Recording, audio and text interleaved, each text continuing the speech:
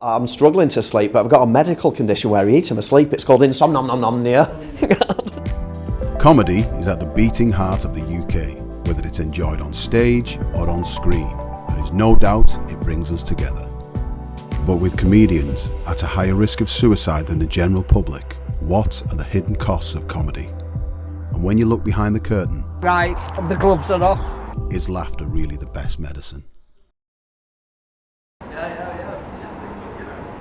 Britain's Got Talent alumni Darren has one goal in his comedy: to lift people up. I think what it is with comedy, it's nice to cheer people up, and there's a lot going on in the world, and I do see things as a social housing plumber. You go in somebody's house and they can be struggling, so if you can lift somebody up, I think that's what we should do. When I was on Britain's Got Talent, I just had a made to cheer people up today. Well, I just lost my job at the cat sanctuary.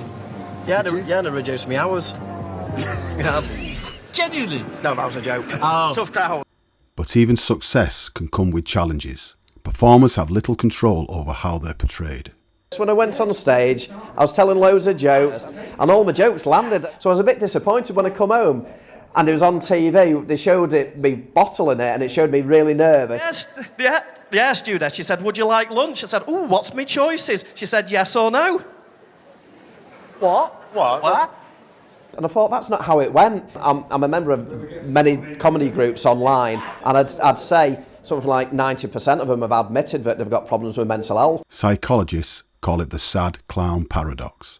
Those who make us laugh often hide the deepest pain.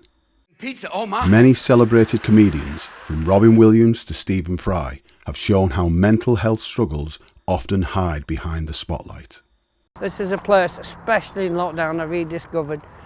It's the dream. Visually, of course, talking about headspace, I have to be dramatic. It's one of my go-to places.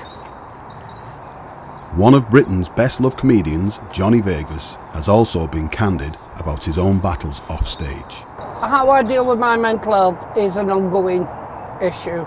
I have dealt with it probably through stand-up. Most recently, art. I have been known to self-medicate. But I think with mental health, I think I've just started having conversations about it. Vegas has been open about battling depression and his ADHD. The ADHD, everything. It's a double-edged sword. It's a gift. It's a gift. You've just got to find out where it's given. And if you can take the stuff that doesn't necessarily make you happy, and I suppose that's why you get into comedy, and process it into something that makes other people happy. And I think people with a lot of comics do, we say out loud what most people only think but never say. Johnny Vegas is afraid of nothing. And it's a very tempting thing to be that person full time, but it can also prove to be a bit self-destructive. But within stand-up, it was great. I snuck off and I could be this other person that I'd never been. I struggled with the weight of expectation. For me, 23 hours of the day, I was haunted at this thing of letting people down.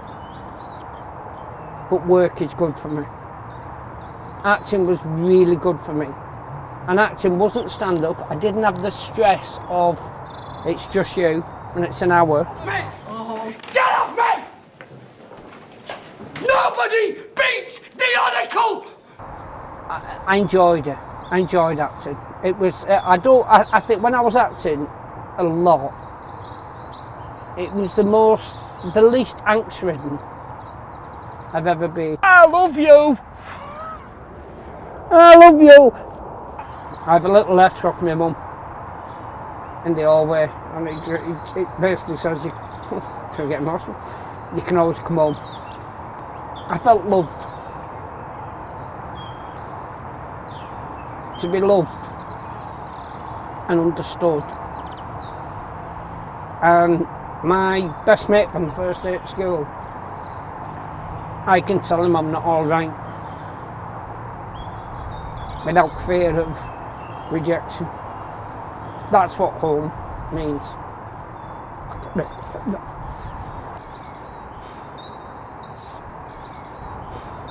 Sorry.